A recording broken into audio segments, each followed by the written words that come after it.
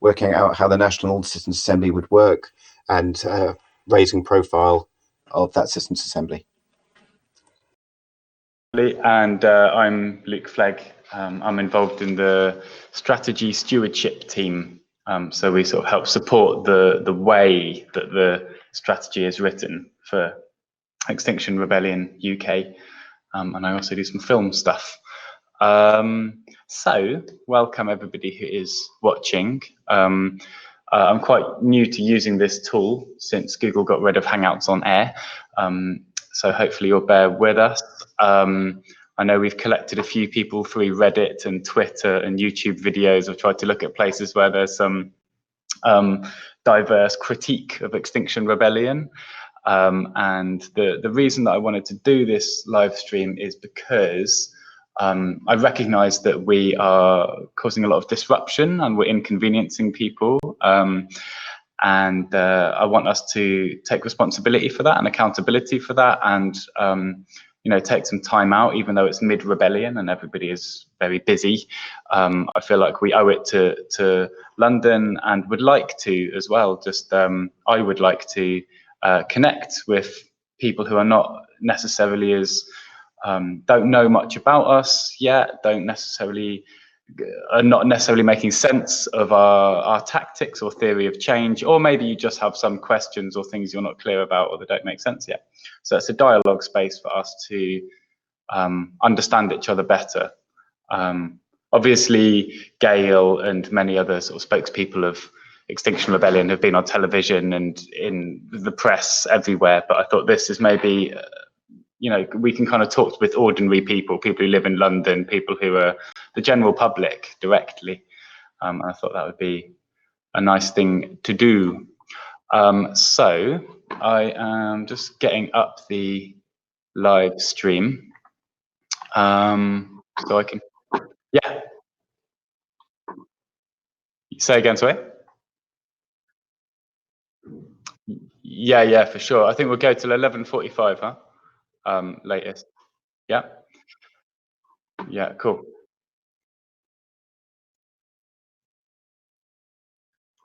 No, that's a great heads up, thanks. Okay, so we're going to collect some questions as we are live streaming from the page, but I've already gathered some that I thought we could go through, and I've got some kind of in a bit of a linear sort of order.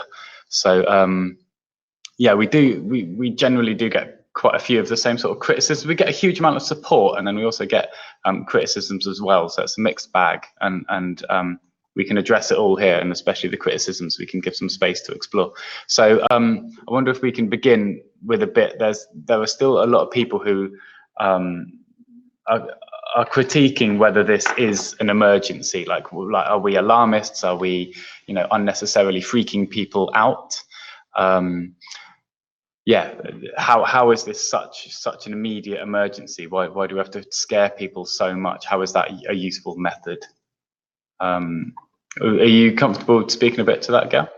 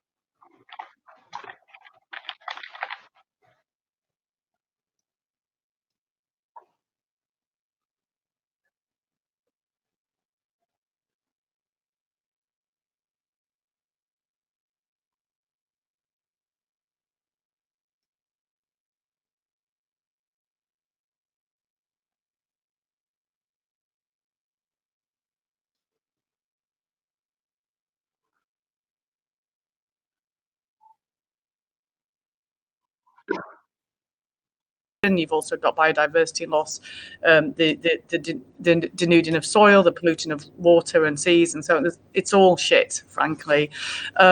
So lots of scientists have started coming out to say that the science has been understated. There was a paper, I think it was 2013, Naomi Oreskes and Science, saying that the science tends to err on the side of caution. So scientists, because there'd been all this thing saying, denialists, they just wanted to say things they could be absolutely certain of. And the IPCC is about consensus science. But what we have to do is use the precautionary principle, which is basically when there's what's called a fat tail of probability, so something could happen that's really, really bad, like existentially bad, we have to also think about that as well, not just, we're not talking about whether a bus arrives on time or not, we're talking about life on Earth dying, being killed by us. So it is that bad, frankly, it really is apocalyptic and biblical in that way, and that's why we sound like that. I guess the one bit of science you can look at is Penn et al., who looked at the science of in the geological record when 97% of all life died in the Permian mass extinction, and the mechanism there was a mass release of carbon dioxide, probably through volcanoes, stuff like that, tectonic plate shifts maybe, but and that triggers the melting of the methane class rates, ocean acidification, triggers die-off for the creatures in the ocean, and then eventually the die-off releases hydrogen sulfide gas, and 97% of life dies. And they say that we are heating the planet and releasing carbon dioxide at a similar rate to that. So that's the kind of one data point where something similar happened in the past. It's absolutely frightening as hell. There are things that we could do to work with nature, rewilding, with the farmers in the seas, sea kelp, possibly some use of technologies, arguably cloud brightening over the Arctic to try and do an emergency sticking plaster over the Arctic. But these things need us to absolutely understand what situation we're in. So I think I don't want us to go into this despair mode that says it's too late, because it's frankly worth trying. Why wouldn't you try?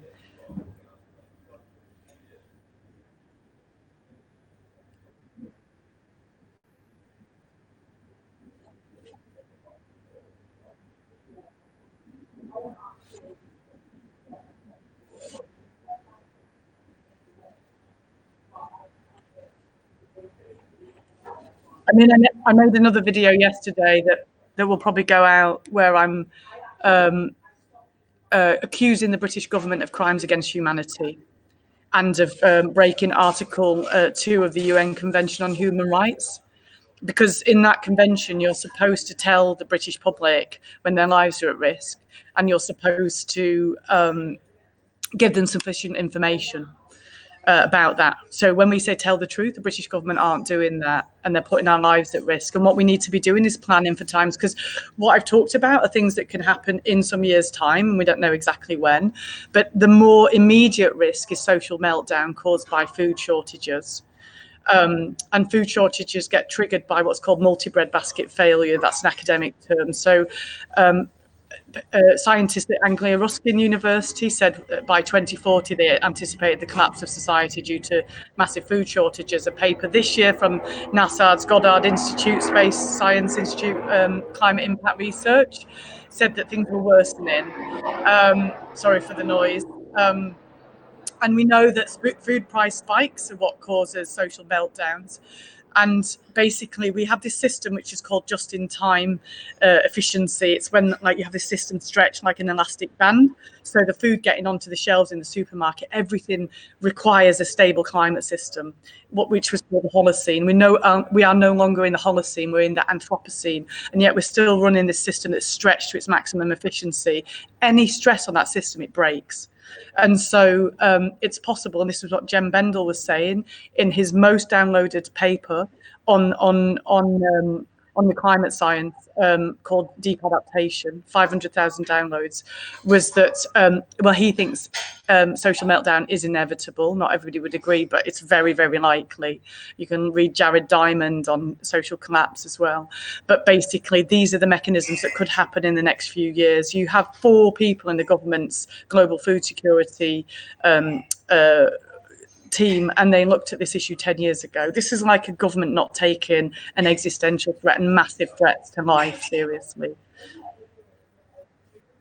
And the other thing I might add, and there's a move on you, right, but is Jonas Rockström looking at the 4 degrees of warming. Scientists haven't focused on 4 degrees of warming, which is where we're heading according to the science. You see, it's sort of believing, because we all want to believe. It's like a mental thing. Oh, we'll be all right because we've said 2 degrees. You know, just saying something isn't the science. The science is like what we're actually doing, and what we're doing is not turning things around. If we were turning things around in the UK, by the UK government, they'd have to be doing a 24% reduction annually, something like that. Tim Jackson's data from Surrey University. But by not doing that, what we're doing is setting ourselves up for 4 degrees of warming. And what Jonas Rockström from the Potsdam Institute Climate Research said was that he can't imagine why a billion or half a billion of humans would survive that. That's implying 7 billion people dying. That's what Roger was saying on the Hard Talk interview. So is this alarmist? No, it's alarming, because it is alarming. Alarmist means that you're saying things that aren't true. Alarming is saying, oh my God, there's this one wild and beautiful planet, and look what we're doing, and are we going to sort this out or not?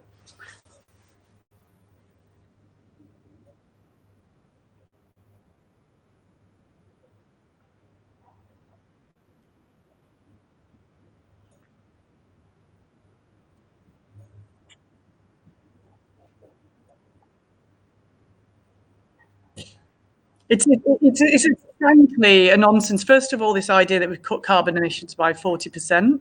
I mean, in the Tony Blair years, they did take climate change seriously, and there was a sense of Britain's leadership here back in the day when we could have done a slower change. But it's all been eroded. And what they've done is actually change the baseline. It's gone up, so it looks better than it was. I mean, it's been massaging the figures. You know, you can't argue with physics. You know, if I pick a heavy thing up now, it's going to drop. Physics is like that. It's quite clear. But they've been massaging the figures, but basically at the minute, since I think 1990, we've been doing a 1.5% reduction annually. The big reductions that happened were mostly because we had to do something around climate change. It was largely to do with stopping coal-fired power stations for air pollution reasons. It's cool that happened, right? But let's stop banging on about that. We're opening new coal mines at the minute. You know, we're doing fossil fuel explorations. The British government is investing 2.5 billion through UK finance in other countries in fossil fuel explorations. It's the biggest fossil fuel subsidizer in the EU. There is 5 trillion investment planned in fossil fuels. We've already got too many fossil fuels already. We have to leave some of them in the ground that we know about, and yet they're looking for new ones. And if you look for new ones, 15% of the funding from that comes from the UK. So it's just a nonsense to say Britain is in some way leading on this. You know, if we're leading the way, that explains why we're in a crisis. What they're relying on is this technology called BECCS, biomass energy and carbon capture and storage. It's this idea these machines are going to suck energy out of the atmosphere. Now, I think, cool, let's try and have some machines that suck carbon. I don't have a problem with it personally, you know, other people may do.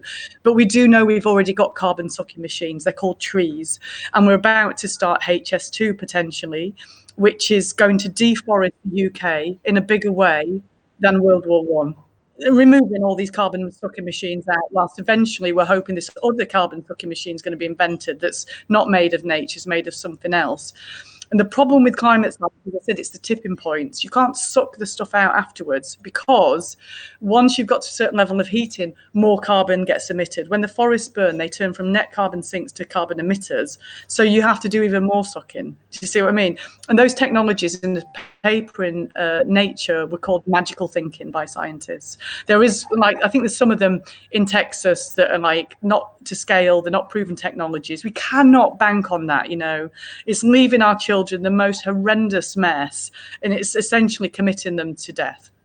I mean, not, you know, they might be one of the 500 million that survive, but when society melts down, it goes into war, famine, you know, that's when you get fascism. That's when the children get sent to war and get raped, you know. I mean, that's why you hear the panic in my voice, you know, this morning.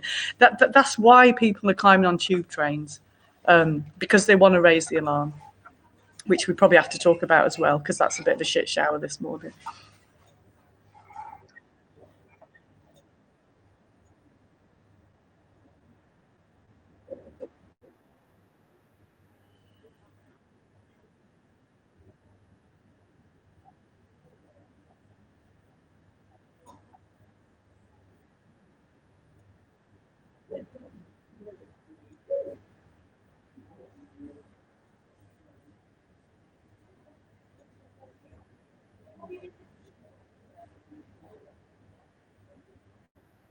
Countries that have bigger impacts. What's your response to that? Yeah, I mean, by the way, there's a lot of the critiques that have been made of XR. We've been working on a document to answer critiques, but there's so many different opinions within XR, and that hasn't been released yet because it's not been agreed upon. It's quite tricky. I mean, the whole China thing. I mean, my understanding is China's doing a reasonable job actually in terms of focusing on this crisis. XR is an international movement. It's spread into 72 countries, and what leadership means is leading by doing, and then you have more of a say to talk to other countries. But Britain is the 5th biggest emitter historically, so we have put a fifth of the. So that's not true. We've put the emissions that are there. We're the 5th in line for the amounts that have been released. So it's up to us to sort something out here and to show the way about how this is done. We're going to be leading the COP next November. What I think we need to do is go into full emergency mode and show the way to the world. This is how you make the changes. I think the idea is that you can't move forwards because you're going to collapse your economy, and so you have to have this international agreement. But the thing is, the economies will collapse anyway. It could happen any minute. The finance system is under a mess right at the minute, especially in Europe. The stock and bond prices are tracking each other, and they never do that. It's the analysts are freaking out about it. So the billionaires call it the event when society collapses, and there are billionaires buying up land and building bunkers right now. I mean, seriously. So it's beyond worrying about whether what the effect on the economy and trying to manage a nice gradual transition. We have to think like a war economy, and we have to lead the way. And I think it's much more likely that other countries will step up if we do that. And we do have, especially through the finance system, with 15% of financing coming from the UK, we do still have some power. Frankly, it's just a pathetic excuse to say, oh, well, I'm not doing it until they do it. I mean, you just do your best. For me, it really whiffs of colonialism as well. Like enjoying industrialized consumer capitalism, mostly off the back of countries like China. Like, I know most of the equipment I'm using for this live stream is from China, and then we blame them for the emissions, while simultaneously we don't historically count those emissions in our emissions, by the way. So when they're counting emissions, the emissions that come from consumerism and shipping and aviation, nobody counts them, like as if somebody else, like God's in charge of them. It's just convenient. Knows are there, but we just somehow ignore that. It's like 200 countries in the world, and I think we fly more than any of them apart from the States. But easier not to count that, I guess. Okay, cool. So cool. I think we've covered that. I feel like we've covered a few different things there. So this hypocrisy thing comes up left, right, and centre in a number of different sort of flavours. Keith and I were just chatting about how many times we've encountered angry people on the streets, not necessarily always sober, but in my experience, but just kind of unable to have an actual conversation about the issues because they just want to know whether your clothes are all recycled and whether you have a smartphone. But just wondered if you wanted to say something about hypocrisy, and I mean, about maybe it's not a binary. I don't know. Do you have some thoughts on that you would be happy to share for people who look at us through a lens of hypocrisy?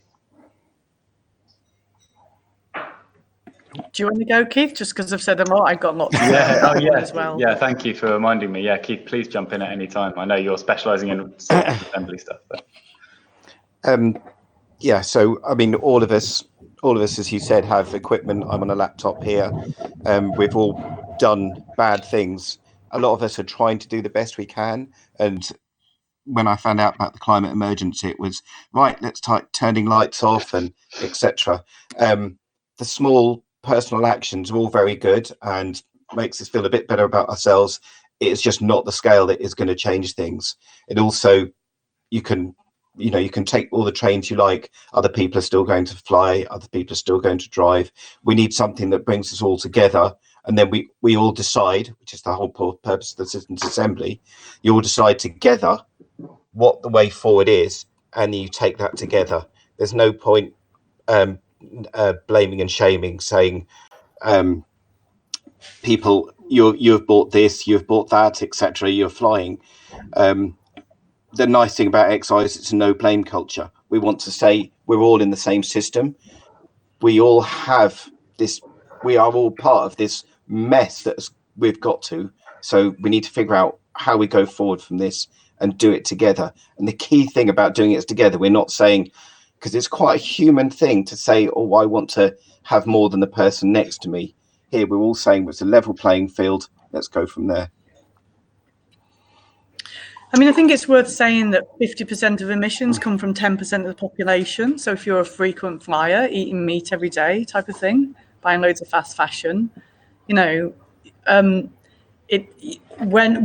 we recognise the emergency, the first thing we'll do potentially is say that has to stop, because it's like an immediate thing that can happen. I don't mean like everybody has to stop everything, but that's the kind of direction of travel that's likely to happen. It's sort of logical.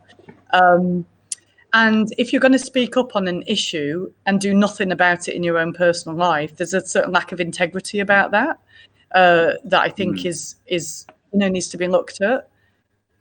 So the thing is, so I do think it's contingent on climate activists to try to improve.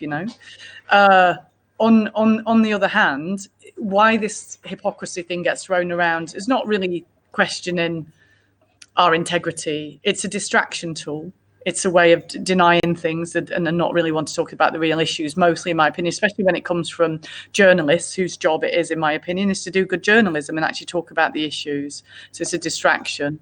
And you can't win on it, actually. I mean, I've got this fantastic friend, Donica McCarthy, who's like the most green person I know. He actually puts he takes net carbon out of the atmosphere every year because he creates energy with his house and how he lives. I just gets called kind of like weirdo, hair shirty, who was back in the cave. Do you see what I mean? So you can't win on that one. Like I'll just own hypocrisy as a busy mum.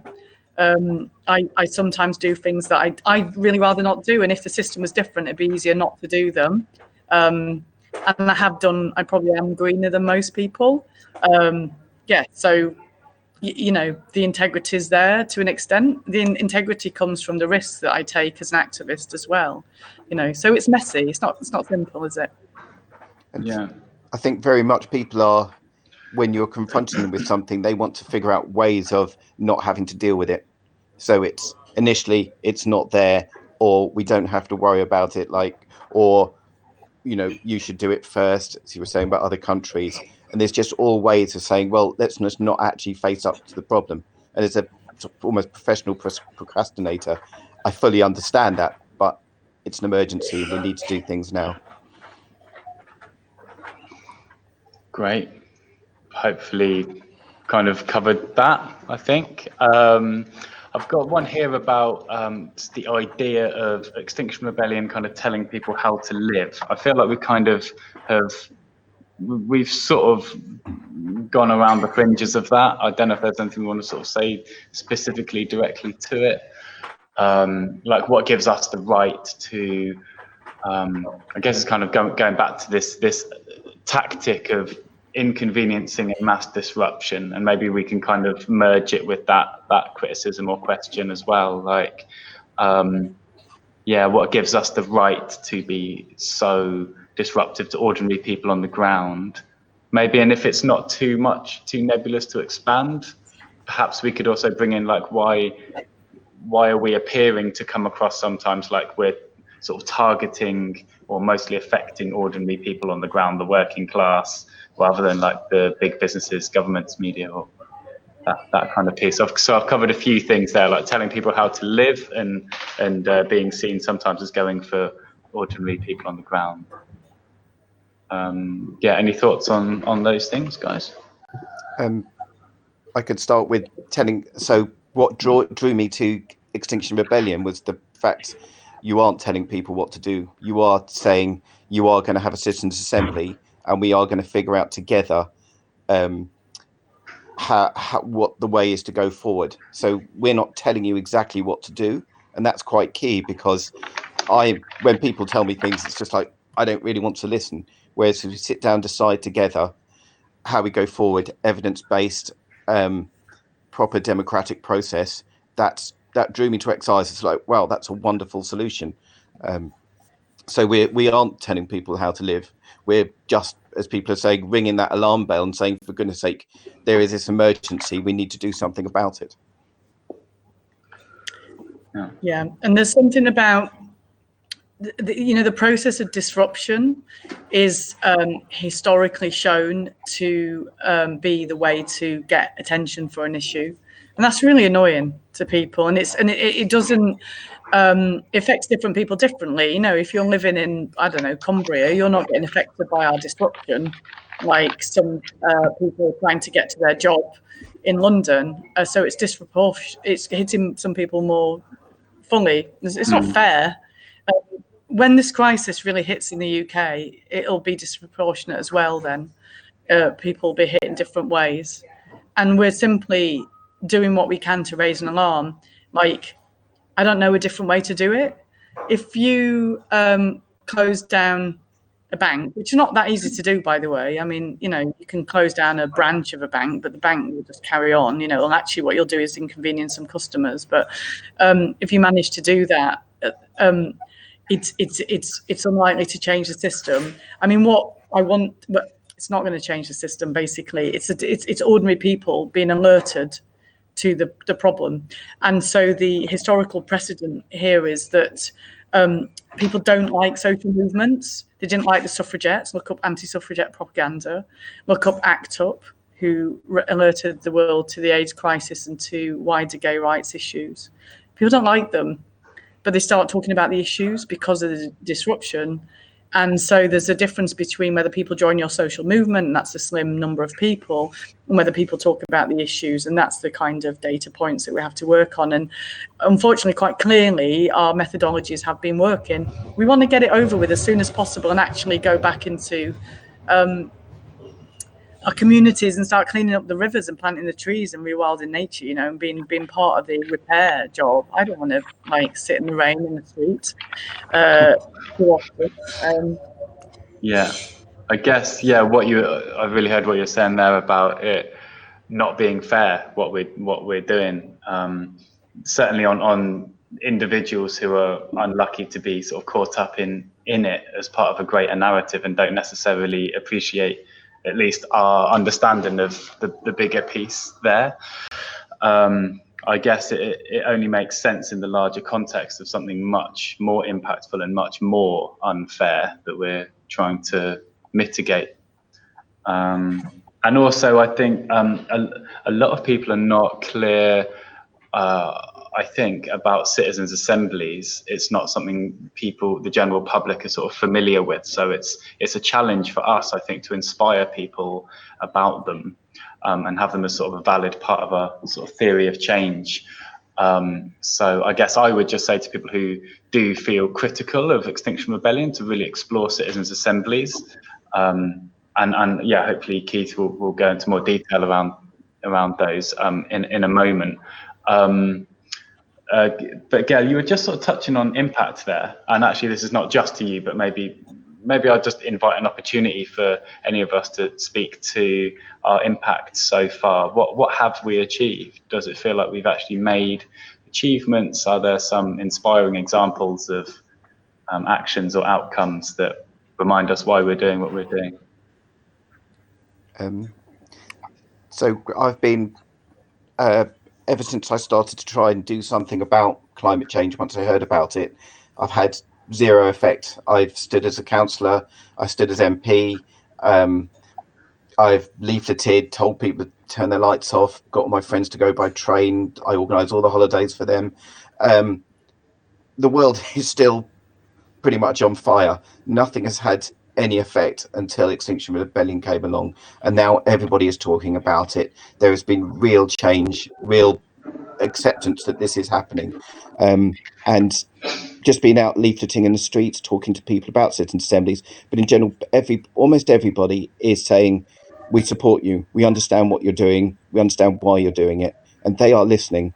And so, yes, the tactics are disruptive, but it's the way to actually make it work. And people, I spent about 15 minutes talking to 2 police liaisons officers who had seen the sign on my back of my rucksack that says, talk to me about citizens' assemblies.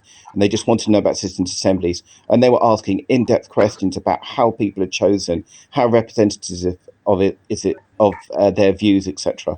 And they were switched on board with a new model of democracy that will solve this crisis and hopefully not lead us back into similar things in the future. Yeah, I feel like there's a lot of people who don't understand that about XR. They maybe either think that we're just trying to bring down government and leadership, and we just believe that in the vacuum some kind of magical Narnia of anarchism is going to just emerge, or that we want to replace the government and it'll be like an Extinction Rebellionocracy, and we'll dictate some eco-fascist regime across the nation. So yeah, that's why I think it's so important for people to really explore the Citizens Assembly piece, because it isn't, it has been tried and tested, We've got a bunch of case studies for it working. And actually, in the arena of citizens' assemblies, has been massively pushed by XR. So not only are we helping with the climate emergency, we're helping with the democratic emergency, where we've got powerless people around the globe. With citizens' assembly, it gives them that voice, it gives them that sense of agency where they can actually make changes in their own governments, in their own communities. And they are happening all over the country, all over the world now. So great. Can we just rattle off a couple more little impact achievement things? So we've got Parliament has declared a climate emergency, but not technically government yet. We don't have a meaningful binding target yet, but we've got a lot more conversations happening. I don't feel like I'm best to do this. We've got a lot of local declarations of emergency. There's a lot of councils who also doing 193. Oh, go on, Gail. I think my connection's gone really skew. Can you hear me properly? Yeah, you sound great. Okay. 193 councils have declared emergency.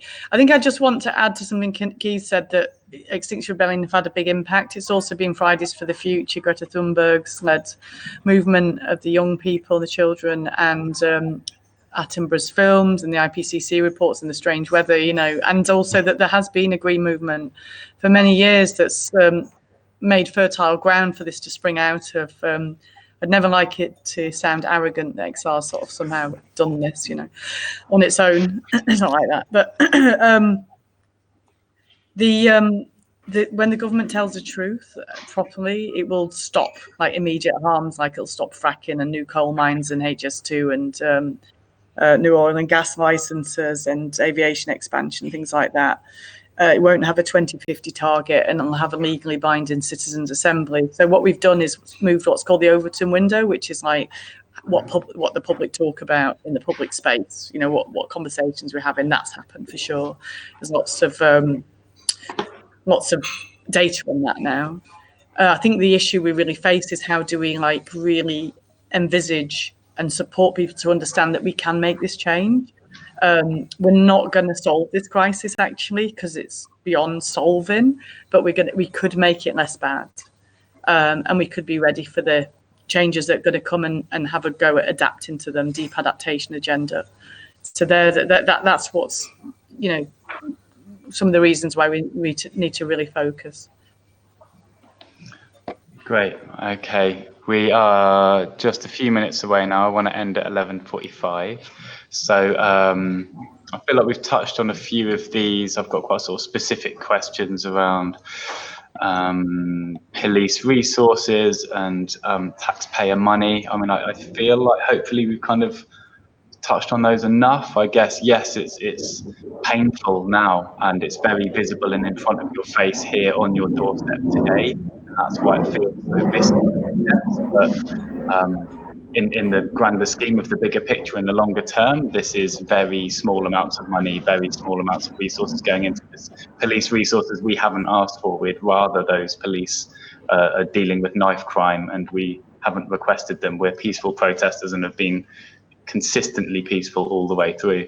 So it's not like we've set a precedent for a need for that. We're not the ones that decide the policing priorities. You know, the police decide that. They could decide to prioritise a protest movement, or they could prioritise knife crime.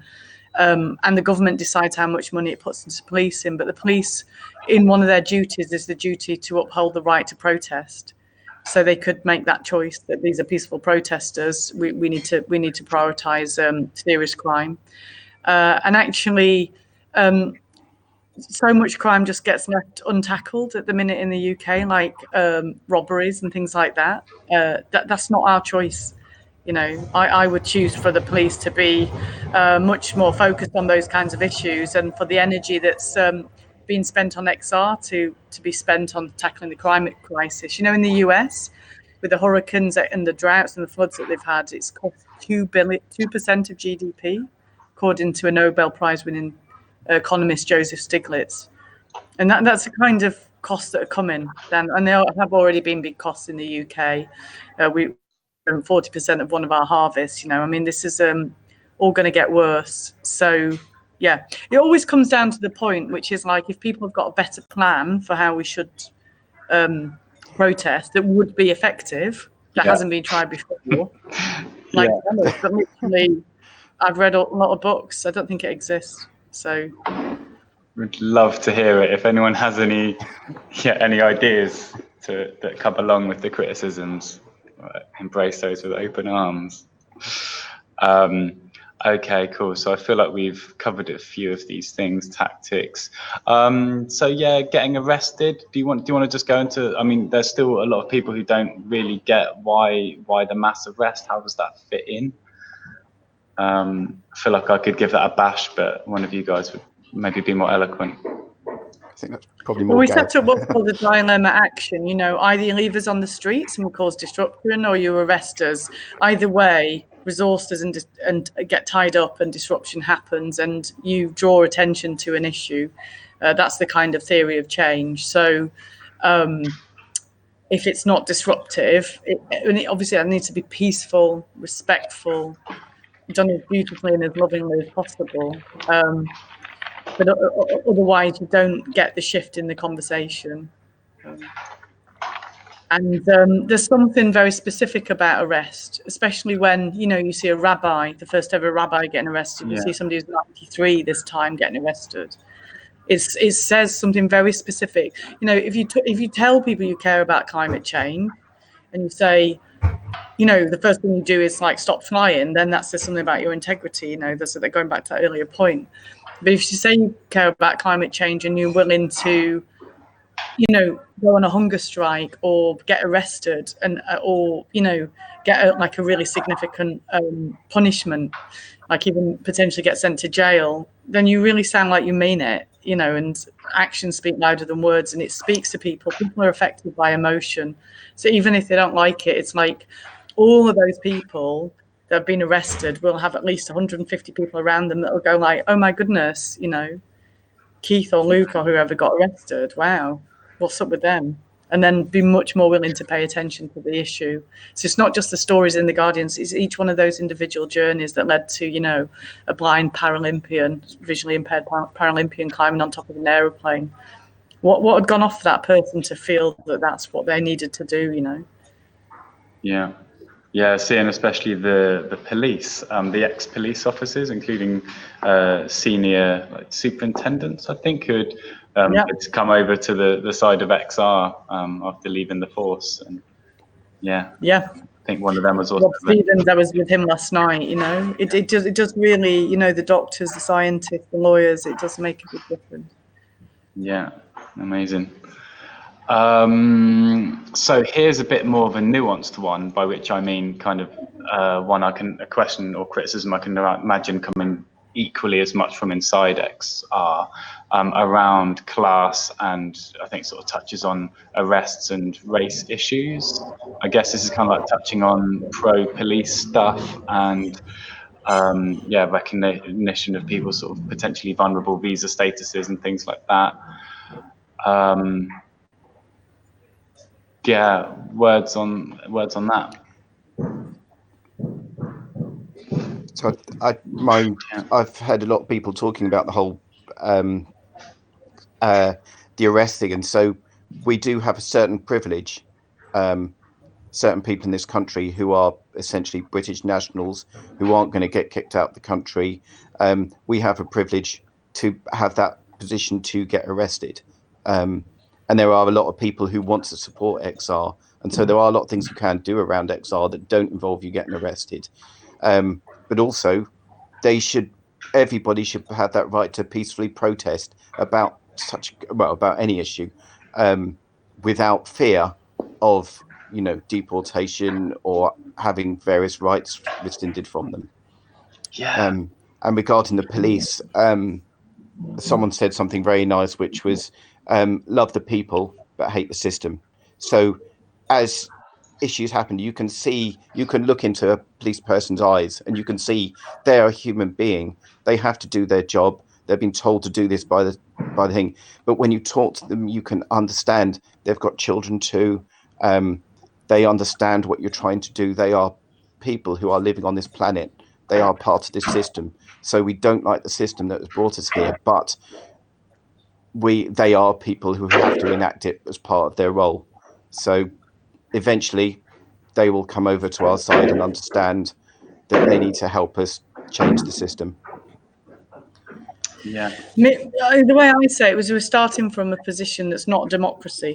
I don't think we've got functioning democracy. In the social movement, some people start it.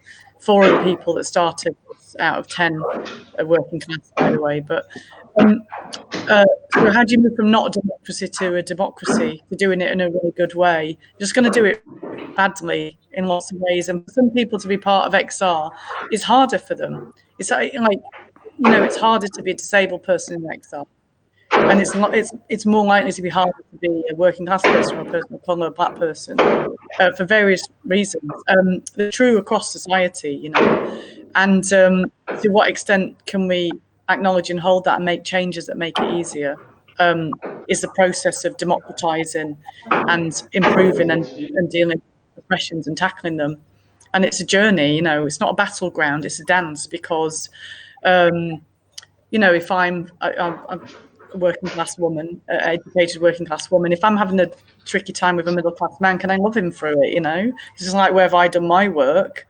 And if somebody's just feeling like it's super hard and they can't be with us, then that's where they're at. It's fair enough, And I think especially with the police thing, to understand, first of all, that it's strategic choice that we made in January after a long internal conversation, and not everybody agrees with it, but it's a strategic choice to be non-violent and to be in communication around the police, and to be personable. And for some people that lands really badly. If you're the ones whose brothers got kicked in the head by a police officer or strip searched, then and you hear loads of mostly white people shouting, "Police, we love you. It's for your children too." It's really horrible to hear. But there are also, I encourage people to watch Valerie Kaur on a TED Talk, Radical Revolutionary Love, about it was a Sikh woman whose brother had been murdered or son had been murdered. I can't remember which one.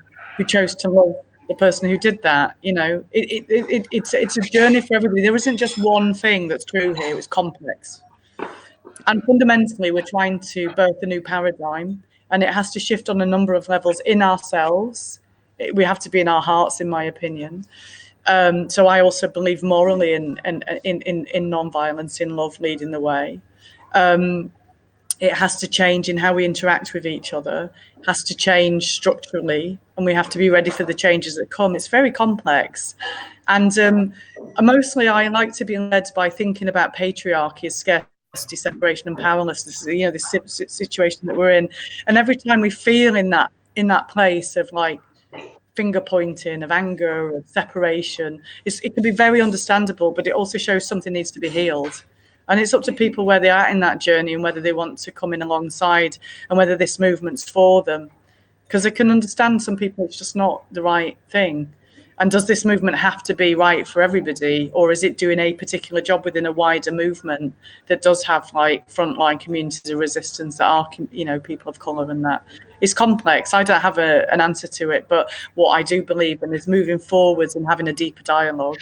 And quite often in Extinction Rebellion, we get so busy in actions and so on that we just don't make the room for the deeper dialogue and connection. I think that's really important.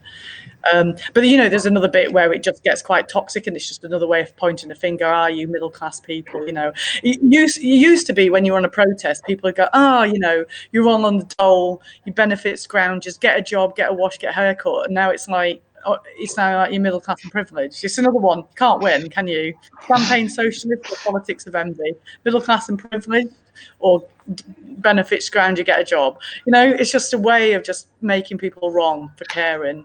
And that's, I think that's just saying something about the person who needs to make the accusation about where they're externalizing.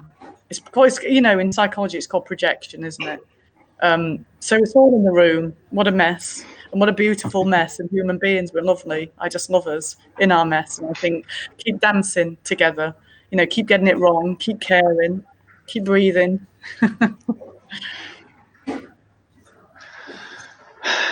And yes, on that note of graceful imperfection, I'd like to hold my hands up and say I've done my best in trying to host this live stream. I'm glad with how it went, and can also, I'm sure I could do things better, and would like to learn from it on this endless and diverse learning journey. Perhaps there'll be opportunities maybe for another one sometime in the future. There's a bunch more questions. I'm keen to let us busy people get back to things mid-rebellion. I hope that's opened some minds, eyes, hearts to some extent, and turned a blaming or critical space more into a dialogue space a little bit, and that this can be something useful for us to share.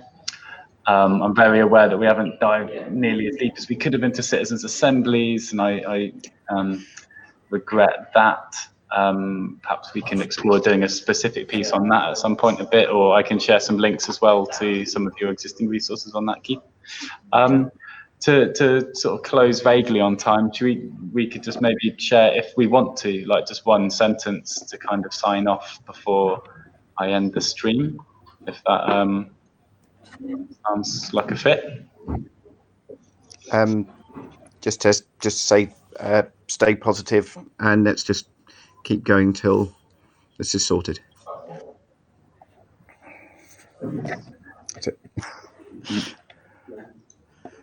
Yeah, I would say I just hope that people recognise that the people in Extinction Rebellion care a lot. The intentions are coming from a good place. There's a lot of consideration around the complexities of what we're doing and who it's impacting and how and why. We see the news, the supportive, inspiring news and press, and the less supportive, more critical stuff. We're seeing it and hearing it and feeling it. And we're trying, ultimately, this is really, really new. Both the scale of this challenge and our response are both equally unique. So we're doing what we can, and we are doing that in humble courage as best we know how to. So, yeah, thanks. So the process of rebellion is what you could call prefigurative in itself. You know, this decentralized organizing that we do, it's like inventing the future whilst within the rebellion, you know, trying to find ways to deal with conflicts and problems, and to have feedback systems and dialogue in a healthy way, and how to manage power. Yeah. Just agreeing with what you both said, it's messy and tricky, but the desire is to do our best. That's certainly how I feel it. So thank you. Thank you so much, Gail. Thank you, Keith, and thank you so much to all the people watching, and especially those who've added such thoughtful questions. I'm going to save those in the Google Docs that we all sort of congregated through, just so there's a record of them and we can potentially bring them into any future ones of these that we do. All right, take care. Thank you. Goodbye. Bye.